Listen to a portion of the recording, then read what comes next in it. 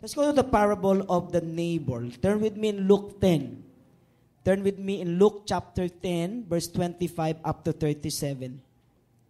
Importante itong parable na ito sapagkat ito ay nagsisilbing parang mapa ng tunay na behavior ng mga tunay na mga anak ng Diyos. Because this parable is unique in the sense that it holds the element of eternal truth. So kung isa-summarize mo yung buong katotohanan ng ibinibigay ng Diyos sa atin, tatama ka dito. Because sinabi rito yung law of reciprocity, tapos summation siya ng buong Decalogue o Ten Commandments. So nandito lahat. Foundation po ito. So mamaya pag-usapan natin ano ba nangyari dito. Luke 10:25-37, hindi lang po yun that this holds the element of eternal truth, but also it epitomizes the whole economy of human conduct. So pag sinabi ng Panginoon, what is happening in heaven shall be done on earth. So Jesus is talking about the economy of heaven, di ba? Going down to human level, human conduct. So ito yung ugali, ito yung pinaka-behavior ng kalangitang ipina-apply sa atin. And so we have now the word kingdom of God o kaharian ng Diyos. So hindi lang naghahari ang Diyos, kundi ang mga tao ay nag-exercise ng attitude ng isang kaharian.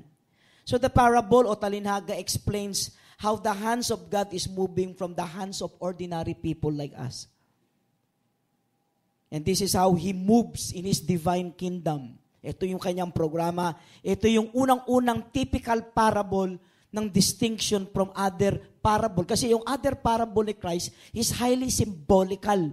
Kaya lang pagdating sa parable na ito, highly practical siya, na parang bumunot si Lord ng isang kwento na nagaganap na totoo, marahil sa pagkatotoong kwento ang binagbunutan niya, na i-translate niya into parable.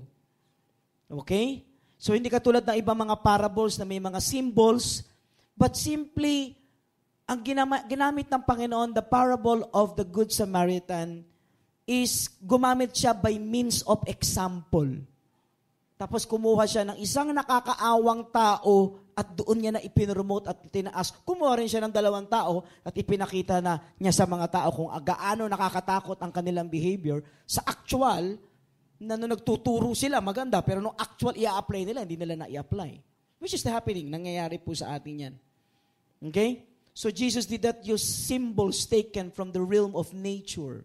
O gumamit siya ng hayop, o gumamit siya ng tao, fables, o gumamit siya ng kalikasan, o gumamit siya ng anumang bagay, pero kumuha siya ng isang actual occurrences. Sabi ko nga, pwedeng totoong nangyari since yung mga lugar ay identified mamaya, ay identifyin natin mamaya. So this is a typical parable. As a matter of fact, medyo tatama sa pang-araw-araw nating nangyayari dito sa bansa natin. May mga lugar tayo nakakatakot dito na pwede nating i-connect doon ang pangyayari. Okay? So this is treatise of practical ethics. So sinasabi niya ganun, this is practical ethics. Ito tayo, ito ka magiging. 2 Corinthians 5:17, if anyone is in Christ, is a new creation, the old has gone, behold, the new has come. Tinatamaan niya ito. The parable of the Good Samaritan. Kaya lang, meron din siyang nire-rebuke dito. Since may kausap siya ng tao dito. So it's more profound, it's more powerful in effect than any other in the world because yung parable impacts eternity. Any act we do today will impact eternity. So ito ka nagiging, preparing for your eternity. Okay? So it is simple. It's a typical parable. Yet it is so deep in the sense na hinuhukay niya yung kaluluwa ng tao. Inire-reveal niya. So there is depth. May lalim yung parable. And the whole is simply an illustrative example of working of benevolence as contrasted with that of selfishness. This is the battle between benevolence and against selfishness. May mga taong makasarili na hindi mapapa-involve talaga dyan. Pero may mga taong will go beyond doon sa kanyang kakayanan. So, basically, he was conversing with a lawyer. So, turn with me. Nakikipag-usap siya sa isang lawyer. Tama po ba? Anong verse ulit yan? Chapter 10, okay? Chapter 10, verse 25. So, turn with me, 25. On one occasion, an expert of the law stood up to test Jesus. Teacher, he asked, what must I do to inherit the kingdom of God? Or what must I do to, inherit eternal life? So, what is written in the law? Sabi niya ganon. And so he replied, how do you read it? So he answered, love the Lord your God with all of your heart and with all of your soul and with all your strength and with all of your mind, and love your neighbor as yourself. And you have answered correctly, Jesus replied. Do this and you will live. But he wanted to justify himself. So he asked Jesus again. Another question was raised. Who is thou my neighbor? And so Jesus revealed the parable. So in reply, Jesus said, a man was going down from Jerusalem to Jericho when he was attacked by robbers, and they stripped him of his clothes and beat him and went away, and leaving him half dead. A priest happened to be going down the same road, and when he saw the man, he passed by on the other side. And so too a Levite, when he came to the place and saw him, passed by on the other side. But a Samaritan, as he traveled, came where man was, and when he saw him, he took pity on him and went to him, bandaged his clothes, his wounds, and then pouring on oil and wine, then he put the man on his own donkey, because brought him to an inn and took care of him. And then the next day he took out 2 denarii and gave him to the innkeeper, and look after him, he said. And when I return, I will reimburse you with an extra expense that you may have. Which of these 3 do you think was a neighbor to the man who fell into the hands of robbers? And then the lawyer replied, the expert of the law replied, the one who had mercy on him. Hindi niya sinabing the Samaritan. And sinakita natin, may bias na agad. Sabi niya, the one, yung naawa po, ang siyang nakikipagkapwa o nakapitbahay dun sa tao. He told him, then go and do likewise. Okay, establish ko lang, na-miss ko ito, nung nakaraang pinreach ko ito. Next week, explain ko yung pangalawang part, 2 compartment itong preaching na ito. O, tingnan natin mabuti. The question was, what shall I do to inherit eternal life? So, pag tinanong ko si Paul, pag sinabi natin, Paul, what shall I do to inherit the eternal life? And then, Paul will give me Ephesians 2:8-9. By mercy and by grace you have been saved through faith. So, may faith ako, hindi na makakapag-save, but I'm using my faith to tap salvation. So, para tap ko yung salvation, by grace and mercy, I am now saved. So, ang sagot ni Paul. But I will ask Jesus Christ, how can I have eternal life? And so, Jesus told the parable.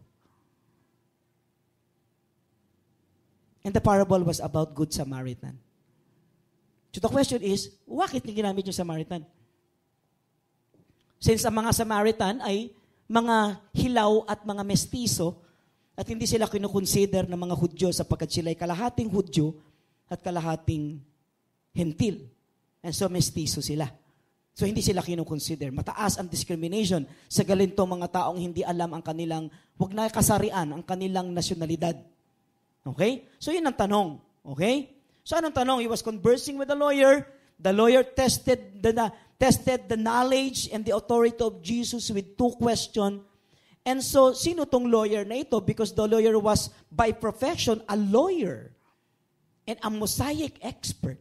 He knew the law, the legislative law of the land. He knew everything about the Mosaic or Moses, law. So it was his official business, aside from being a lawyer, also to interpret the meaning of the scripture. So I can say that he is also a scribe. So the law, and not only to interpret the scripture, to tell the people its original meaning, ano sabi ng salita ng Diyos, but also to guide people how to apply it appropriately in their daily life.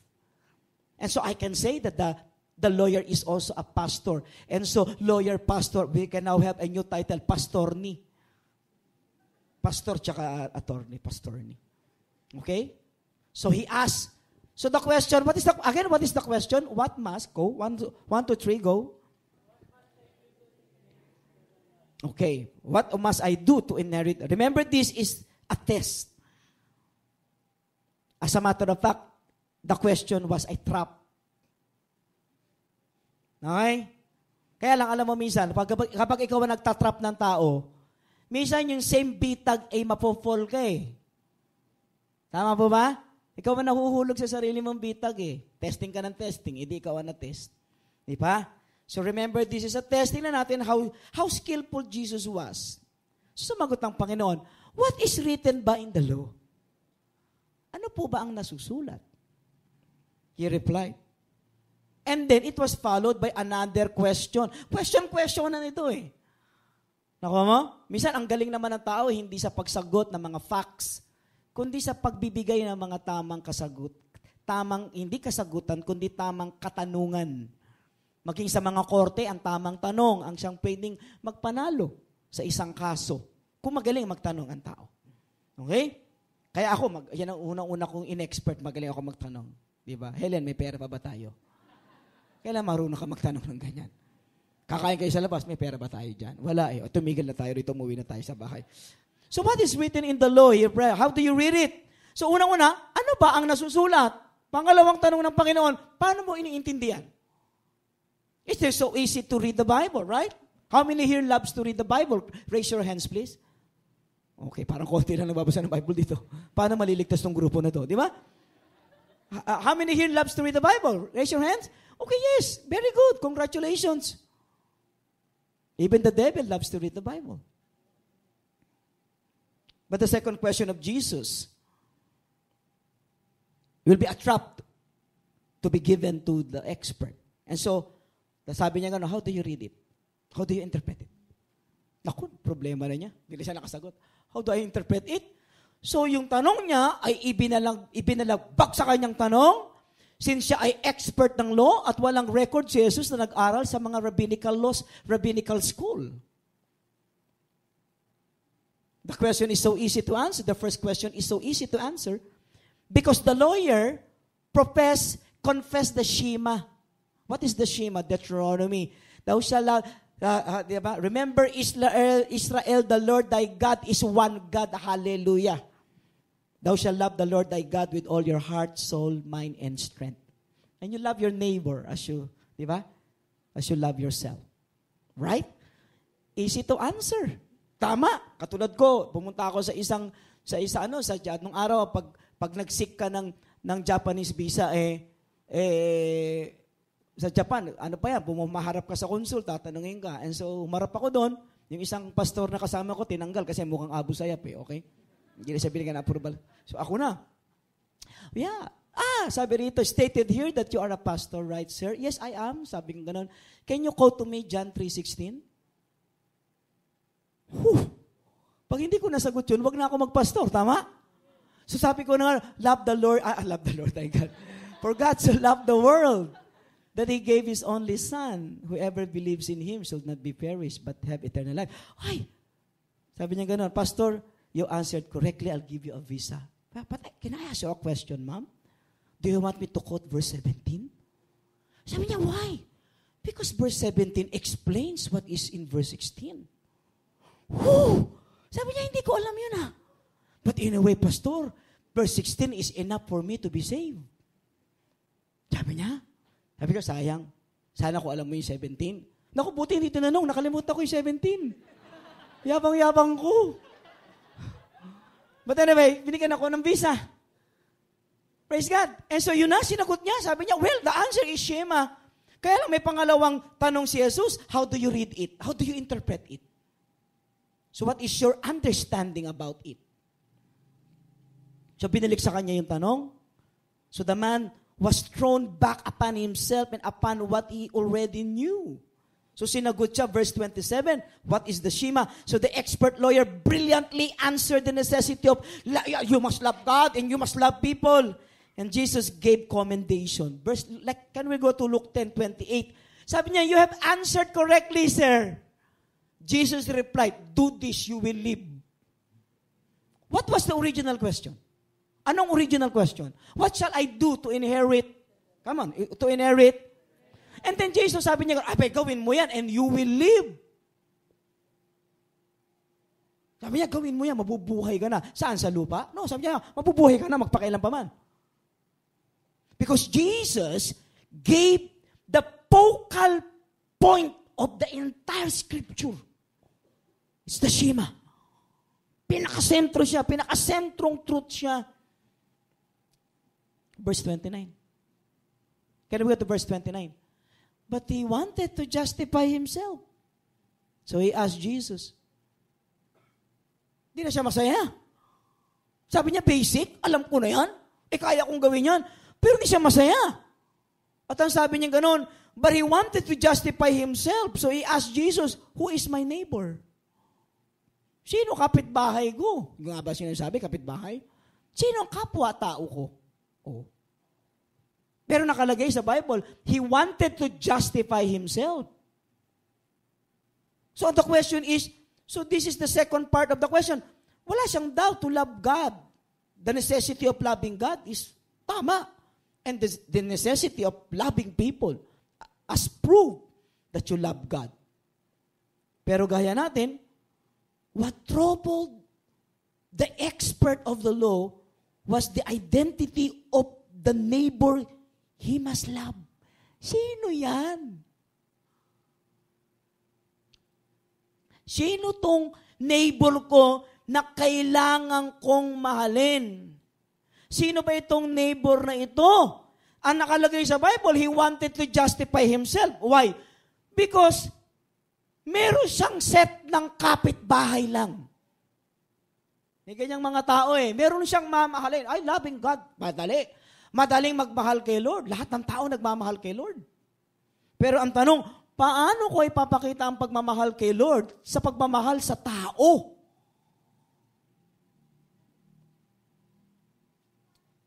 Ako ba may kausap pa rito? Taas nga mga kilay. Ay, wala pala. Okay. Hello? So, sino ba itong neighbor na ito? Symbolic ba ito?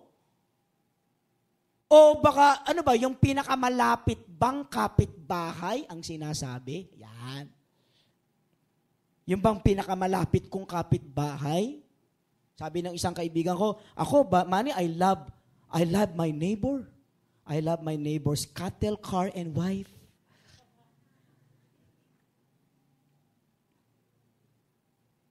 So Jesus, sabi sa Bible, he wanted to justify himself. So the question will be, justify himself with whom? Kanino mo gusto ma-justify ang sarili mo? Di ba? Siguro hindi naman niya i-justify ang sarili niya sa tao dahil siya ang expert ng law. Tinitingala sila sa tao. Ang mga tao ay nagpapa-selfie picture sa panahon nila. Sapagkat sila ang magagaling na influential, sila ang artista at sila ang mga mahuhusay na legislative body, sila ang mga lawyers at sila ang pinakasikat ng panahon na yon. Sila ang mga celebrity ng panahon na yon. And so people wanted to be with them and to have a selfie picture para i-post sa FB. Huli siya ngayon. Tinrap mo ako, sabi na, tinrap mo ako? Oo, trap ka ngayon. Mahalin mo ang iyong kapwa.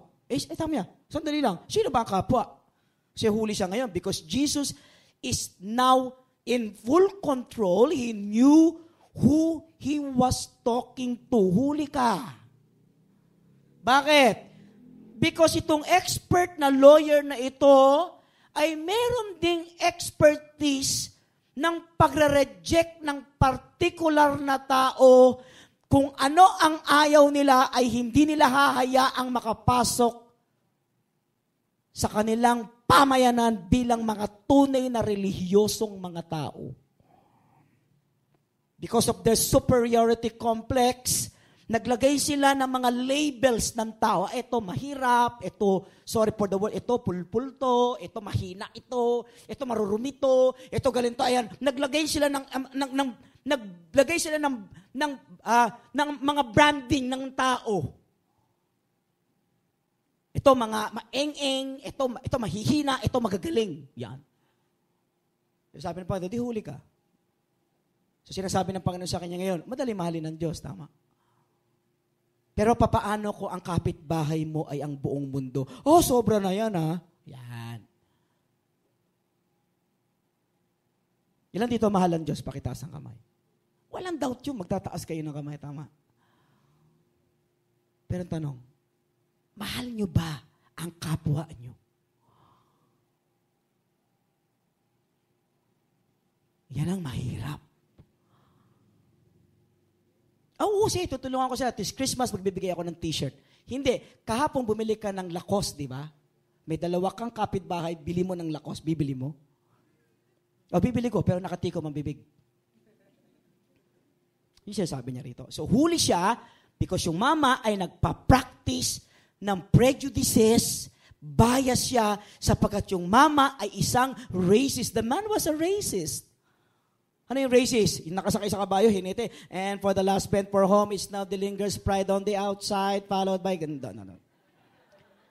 Because racism and favoritism is a crime against God. And it is impossible to love God with this kind of attitude because why? Because you will always practice this anytime you will face people.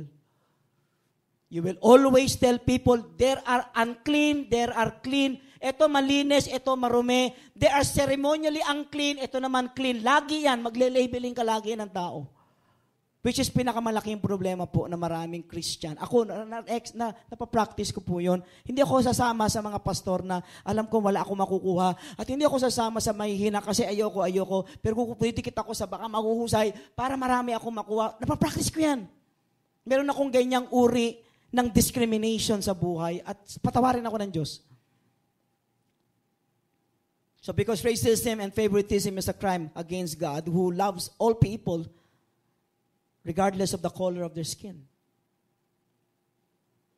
Kaya nung pinapatay ng mga British, yung mga nakapatay sila ng mga nigger sa Africa, ang sabi ng isang white, ay, kulay pula pala dugo nila. Because ang thinking nila na yung mga black people, ang dugo nila kulay itim. I read pala. Because we treat people according to the color of the skin. And we forgot that the color of our skin might differ from others, yet we have same color of the blood. And the color of our blood is red. Unless Queen Elizabeth can produce blue blood, sapagkat sila ay dugong bughaw. Unless the Chinese can produce yellow blood, because they have yellow skin. The American can produce white blood, and that is leukemia. Meron tayo niyan sa church. Even sa church, nakakapag-practice tayo. Minsan sa church, mayroon tayong paboritong chair, upuan. May mga pupunta rito, ay, pastor, doon ako malamig. Ay, naku, pastor, ayoko dyan, doon ako sa mainit. So, ginaguide namin ng tao, ayoko dyan, malamig. Saan mo gusto? Dito sa mainit. Sa impyerno, meron po doon. Men actually, hindi naman talaga nila gusto ang lugar, kundi may mga taong nakaupo doon na nagugustuhan nila. Sapagkat pareho nilang young pro, di ba? Dahil pareho nilang kaedad, dahil kapareho nilang taga Makati. Amen, Makati, amen? Makati, di ba? Taga Makati ka? Oo, ay, pareho tayo. Hello? Meron tayo niyan. Hindi nyo lang alam. Na kapag ang mga pamilya ay lumalaki na, may mga pinsang kang gusto mo kasi meron kayong parang certain accomplishment na pare-pareho kayo kumpara doon sa mga tendera ng balot na nagluluto ng balot ng dinosaur. Nagawa natin yan. Ako, practice natin yan. Ito rin, tumama. At ang pinakamatindi, kung sino pa yung pinakamataas ng mga tao, siya nagpa-practice ng mga ito. Kaya nga mga politician, matapos sila makipagkamay sa mga tao, ay naghuhugas naman sila ng alcohol at iniinom nila yung pinaghugasan. So he wanted to justify himself. So he asked Jesus, can I choose my neighbor?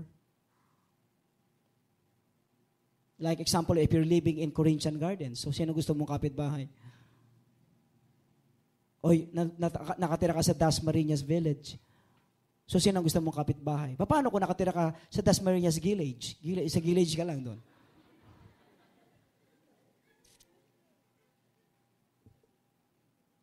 Hello? So, yun. Sinusukat natin ang tao sa antas ng kanilang salapi. Magkano ng pera mo? Uy, pareho tayo Anong business mo ngayon? O tinitirhan, o sasakyan, naka-SUV na ba siya? O naka 4-wheel drive? O naka 2-door? or 4-door, or 5 doors, or no door at all. Ang kanilang edukasyon. Saan ka nag-graduate? Saan ka? FEU ka ba? Uy, tama raw, tingnan ko. Pati ugali. Taga-FEU po ako. Amen? So, naghanap tayo ng ka-alma mater natin. Baka sakali na pareho tayo nila mag-isip. And so Jesus answered the lawyer in a beautiful, enchanting story. It's a God-given story given by the Father to Jesus Christ. An enchanting story of the Good Samaritan. The Good Samaritan was given to the lawyer to serve as a rebuke dun sa napakalikot niyang pag-iisip na hindi gagaling sa mamamagitan ng mga decalogue o sa mamamagitan ng mga batas na meron po siya. And so alam na natin ang setting ng purpose ng parable. So in reply, Jesus said, Luke 10:30, ayun na, di ba? A man down from Jerusalem to Jericho when he was attacked by robbers and they stripped him on his clothes, beat him, and went away leaving him half dead. Pinukpok na, tapos kinuha lahat. He was a merchant, yung mama. Walang sinabi anong nationality, whether Samaritan or Jew or Jew siya. Hindi sinabi, there was no mention. And so ang sabi, from Jerusalem going down to Jericho Road. So Jesus gives geographical accuracy nung parable. So ang tanong ko ngayon, parable ba ito? Nagbigay na ng geographical accuracy. Pwede pa rin, sige. Kasi may mga meaning naman ng mga lugar ng mga syudad. Galing sa Jerusalem yung tao, bumababa sa Jericho. And so what is Jerusalem then? Tingnan natin. Jerusalem meaning is the vision of peace. So isipin mo pa lang ang Jerusalem, wala ka nang naiisip na problema. You go to Jerusalem today, the meaning is Jeru, city, Salem is peace. The city of peace. But inside that Jerusalem, di ba, erected the temple, the second sacred temple, the Mosque of Oram ng mga Muslim. So Jerusalem now will be no longer called the city of peace. Because second to the most sacred temple of the Mohammedans resides there. Wala ka ng peace. But that's the original meaning. So the man came from Jerusalem because he experienced the peace of God. And not only that Jerusalem is the vision of peace, but the seat of blessings. May problema ka, you go to Jerusalem, pagbaba mo, kargado ka ng blessings. The city where God puts His name. The center of worship. And the city connected to God's heart. So you want to know the heartbeat of God, di ba? Tapat mo sa dibdib ng anak mo, ay ganun, ako, ito na ang anak ko, buhay, ang lakas ng heartbeat. Same, you go to Jerusalem, you will know yung heartbeat of God. And the heartbeat of God is peace. Is contentment. So he came there. And then he went down, going to Jericho, the city of Jericho. So what is Jericho then? Jericho is a city, a cursed city. The city of cursed. Joshua 6:29, it was cursed by God. Never again Jericho will be rebuilt. Because anyone who will attempt to build Jericho will be cursed. And if you remember that Jesus met Zacchaeus in Jericho. So, sino gusto pumunta ng Jericho? Unless gusto mo pa-picture kay Jericho Rosales. So, a beautiful city with a great palm trees. But the problem is that the city possesses curse from God. Meaning hindi lang yon. That Jericho, 12,000 Jewish priests live there. And they decided to make their settlement in Jericho. At hindi na sila magpupulpil ng kanilang priestly calling sa Jerusalem. 15 miles from Jericho. Ang laki ng settlement ng 12,000 priests. Super yayaman nila lahat yan. So, dalawang city to, dalawang boundaries. Tapos sa gitna, nung Jericho, pababa mo ng ganyan sa Jericho, pagkatapos papasok ka na ng city, galing ka ng Jerusalem, pagbaba mo ng ganun, pag-approach mo ng city of Jericho, sa gitna niyan ay isang lugar called Adumin. Adumin is what? Adumin means the pass of blood. Doon nangyari yun. Yung bugbugan at patayan. Sa gitna nun. Hello? Doon nangyari, yung pinatay na tong merchant, half dead. Siguro nung iniwan ng mga robbers, yung robbers, ang gang nila, ang tawag Goodyear Group, Goodyear Gang. Robbers Goodyear. Okay, sige lang, hindi nyo alam. Okay, bahala na kayo. So the road between the two cities, a rocky, dangerous gorge. It's a gorge, cliff siya, may cliff, tapos may mga ano siya, may mga lugar, steep walled, mga canyon. Pag nakita niyo yung Grand Canyon po, may mga ganong walls doon. Dadaan ka ngayon doon. Di ba? Narrow siya. Tapos steep walled canyon. At dito nakaabang ang mga riding in tandem. Na nakakamel. So yung helmet nila originally, wala sa ulo, nasa puwet nilang ganon, sapagat inuupuan nila. So the riding in tandem na nakakamel ngayon ay nakamotor na sila ngayon, ha? Sa mga kapatid, yung lugar ay unsafe sa mga travelers. Sa possibility na yung lugar na tinutukoy ni Jesus ay lugar na tinutukoy sa Joshua 15:7. Adumim, the pass of blood. May sumpa ng patayan doon sa lugar. At ayon kay Josephus, na isang historian, mayroon daw na dismiss dyan na 40,000 workers nung panahon ni Herod.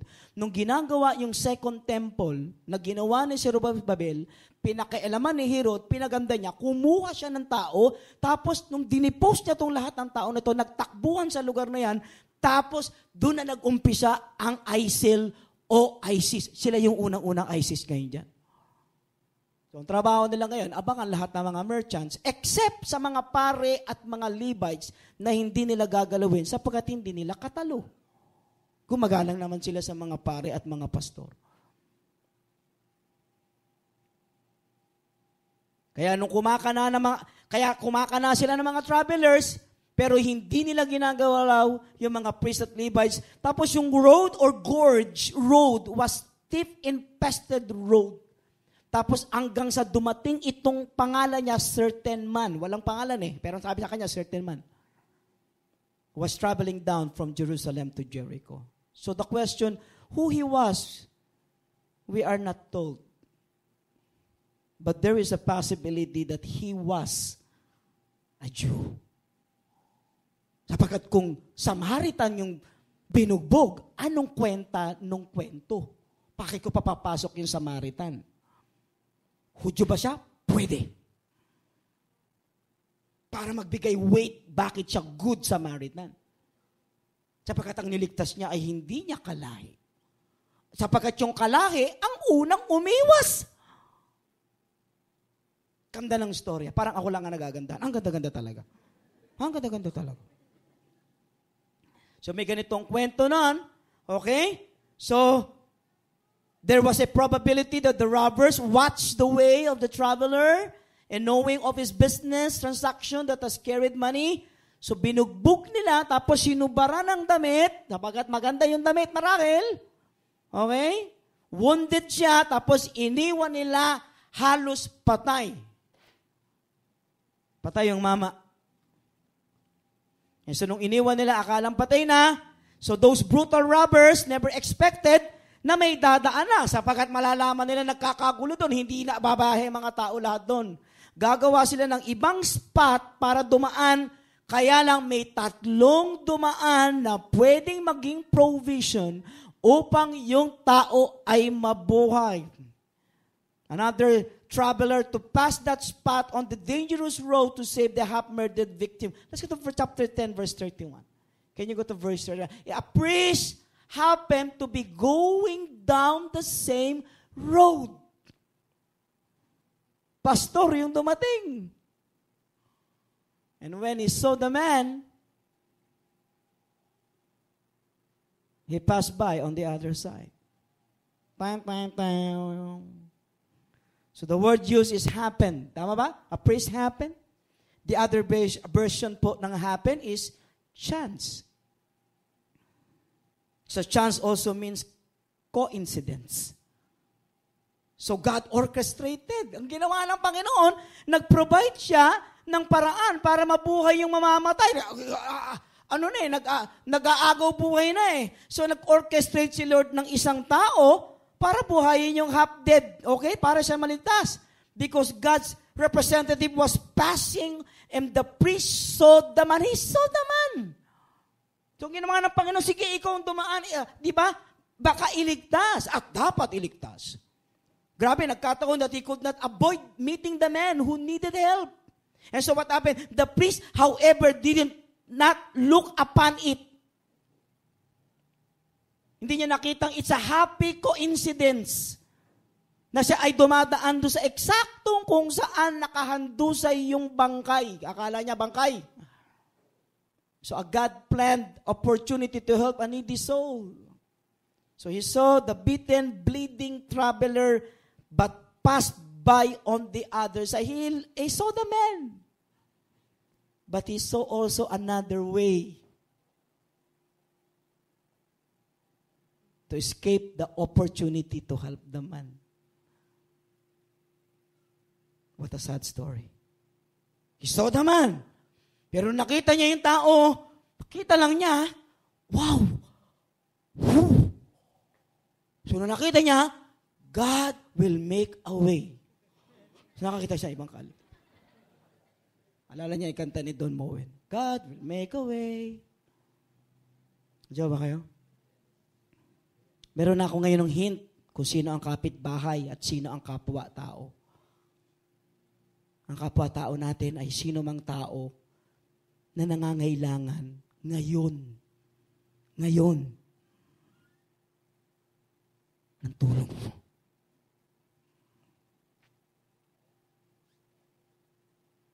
Nakaka-stumble. Bakit? Pare siya eh. Alam niya ang Exodus, expert siya ng Torah. Torah is the 5 books of the Bible. Alam niya, kabisado niya. Actually, bigyan ko kayo ng isa, no? So let's go to the priest. The priest, the servant of the law, which enjoined mercy even to an animal. Tingnan mo ha? They were instructed to help even a beast. Tingnan niyo to. Let's go to Exodus 23:4-5. Ito, alam niya to. Nabasa niya to. Hindi siya papasang pare kung hindi niya alam ito. Sabi rito, if you come across your enemy's ox, what is an ox? A baka. Pwede. Or donkey, wandering off by sure to return it. So kung nakakita ka naliligaw na baka, ibalik mo, pare ka eh. And if you see a donkey of someone who hates you, nakakita ka ng donkey, kotse nung araw yan, ang katumbas, at nakita mo, at ang may-ari ay kinamumuhuyan mo. Sabi niya, at nakita mong bumaksak yung donkey. Siguro may load, hindi na kaya, bumaksak na. Sabi niya ganon, under its load. Sabi niya, do not leave it there. Be sure you help them with it. Sabi niya, tulungan mo yung donkey. Iangat mo sapagkat nahirapan. O unloadan mo siya, tulungan mo siya. Donkey yan, ha? Biro mo, ang trabaho ng priest, hindi lang ordinary Jews o Jewish, na kapag may isang beast na nasa harangan mo o nasa kalsada mo, tulungan mo, hayop yan, ha? What more tao? Punta ka sa YouTube, di ba? Nadisgrasya yung nagmumotor, lahat ng Pilipino nakapaligid lahat. Ang sabi nila, ay nakakaawa, ay nakakaawa, ay nakakaawa. Pero lahat sila naaawa, pero walang gusto ma-involve. Puro lahat naaawa. Kakaawa. Pupunta tayo sa ospital, nakakaawa. Nakakaawa ka naman, mamamatay ka na pala. Di ba? Kailan ka raw mamamatay? Bukas na. Ang sagot pa, ba't hindi pa ngayon? Problema natin yung nakakaawa. Statement lang siya. Pa nakakita tayo ng mga American at saka mga ito, hi bro, hi, how are you? Greetings lang siya eh. Pero the moment nag-proceed ka para makipag-communicate sa isang kapitbahay, alam mong tapos na eh. Okay. Well, may gagawin ako eh. Naku mo, pero ipapatingin lang, hi, hello, how's your day? It's great. Okay, very good. May the Lord bless you. Doon lang siya eh. Wala siyang connection eh. At nahahawa tayong mga Pilipino sa ganyan. So hanggang doon lang, naawa lang siya. At nung nakakita siya, so okay, They were professedly consecrated to God. They were called by God to be consecrated to Him. And to be consecrated with God, to God, means also to be consecrated with the works of God. And isa doon is to help misfortune people. People who are suffering misfortune. Like, itong mama na ito. Kailan nung nakita niya, nakakita rin siya ng kali. Sabi pa nga niya, ay, God answered my prayer. God provided a way. So he returned home from office. Well, of course, hindi na siya involved. One of the 12,000 priests living in Jericho that time. So heartlessly. Sabi mo nga sa katabi mo, heartlessly. He passed by on the other side. Tinamaan na siguro yung lawyer. Bakit? Siya yung tinukoy na unang tao. Hello? Chapter 10, verse 32. Wala na po tayong oras. 3 minuto na lang. The Levites. Let's go to the Levite. So who is the Levite? So to a Levite, when he came to the place, he saw him. Naku, baka ito na. Hello? Ito na si Lord, mabait. Yung una, kumalas, ayaw ma-involve. Ay, God provided na naman. And so, sino pinrovide? A Levite. Sakto na. Hindi siya pare, pero nakakaintindi ng Bible. Meron ding masteral degree. Di ba? So, a Levite, when he came to the place and saw him pass by on the other side. Luke 10:32. So, along came another traveler. Baka ito na, the Levite, same with the tribe of the Pharisee. Servant of the temple. A full-time worker of God. Interpreter of the law. He looked on. He saw him. Yet he left, took another road. Na nakita niya, yung isa pumunta sa kaliwa, andito niya, naramdaman niya, wala pang dumadaan dito naman ako. God provided a way. God will make a way.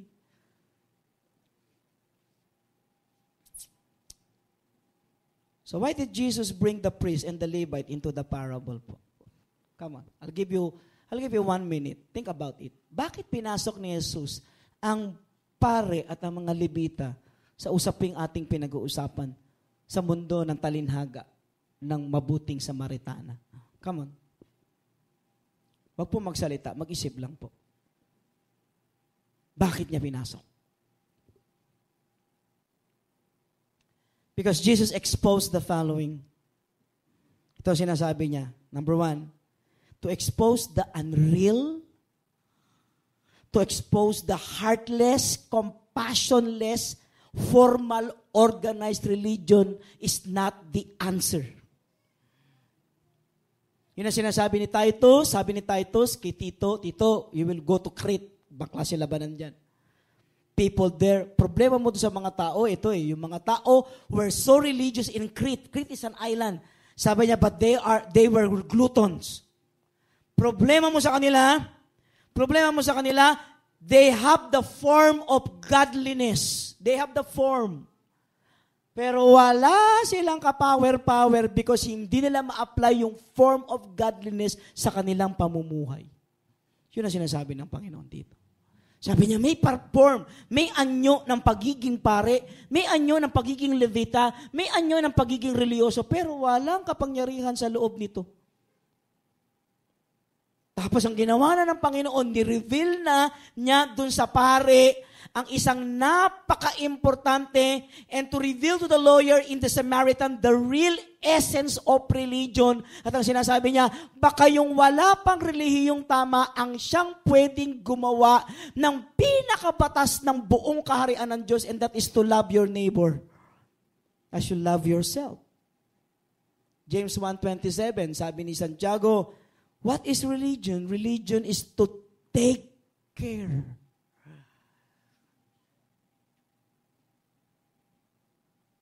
Ay, ang pagbibigay ng malasakit. Ayoko gamitin yung salitang malasakit. 2 salita, malas, tsaka may sakit. Ano magandang salita? Come on, give me. Replace the word malasakit. Ha? Nagkasalita. Paramdam ka. Kung saan ka man naroroon, paramdam ka. Malasakit. That's right. Pagpaparamdam ng malasakit o ng pakikipagkapwa-tao. What is pakikipagkapwa-tao? Dalawang salita, compounded na pinagsawa mo, pakikipagkapwa. What is kapwa? Is considering yung tao kapwa. Tapos i-consider mo silang tao. Okay, ganito na lang. Wag na kapwa. Consider mo na lang silang tao. Na siya ay kapwa tao mo.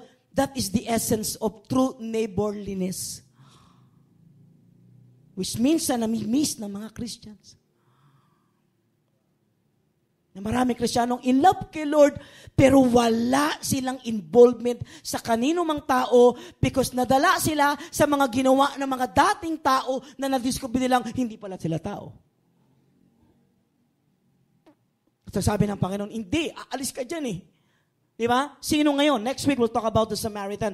Kasi hindi ang topic natin is about the priest and the Levite. Hindi ko ma-magnify ito. But I will try my best to magnify who the Samaritan is. Di ba? Lalo na tayong mga born again na mas nahihilig tayo sa program. We forgot the essence of Christianity, which is love. Listen carefully. We love our family. Family lang natin. Walang neighbor. We love our job, pero job lang natin. O we love our ministry, pero ministry lang natin.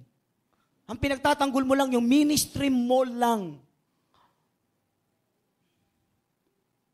Walang neighbor.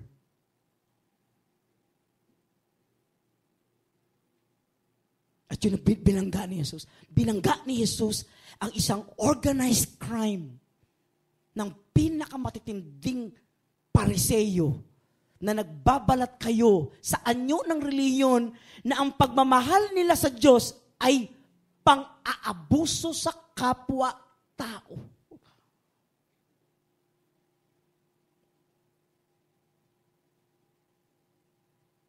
Napakagandang usapin. Kaya ang sinasabi ng Panginoon lagi, uuwi ang lahat, sabi niya, and that's the reason why 1 Corinthians chapter 13 is all about love. That we love our ministry, we love our family, that we love our job. Diba? At kapag may neighbor, hindi na sila kasama. The parable of the neighbor and the Good Samaritan is the greatest exposition of Jesus Christ, of the true essence of Christianity. He revealed the real condition of the heart. Ang nakakalungkot, ang nag-fail pa ay yung mga taong so-called religious people na walang power. Yung katotohanan sa kanilang pang-araw-araw na buhay at pang-araw-araw na pakikipagkapwa sa tao. I'll give you some highlights about the Good Samaritan. The parable of, the Good Samaritan. Who is this Good Samaritan? Sino siya? Paano siya pumasok sa sin at kung paano dahang-dahang in-insert ni Jesus na may isang bayani sa kwento na ito na tumutugon at umaanyo sa pagka-Diyos ng Diyos. At nagulat siya sapagkat sinabi ng Panginoon, here comes a Samaritan. Hindi ko alam paano sasabihin ng Panginoon. Ang kausap niya ay isang taong nagbabawal ng pagkukop ng mga pangalan ng Samaritano. At ang nakakasakit at pinakamasakit na ginawa ng Panginoon, yung pangalan ng isang abomination na pangalan sa mga Pariseyo ay nilagyan pa niya ng salitang good. Greek word is agathos. And that word agathos is only addressed to God. Oh, no one is good, agathos, except God. At ang sabi ni Jesus, yung Samaritan, he was a good Samaritan.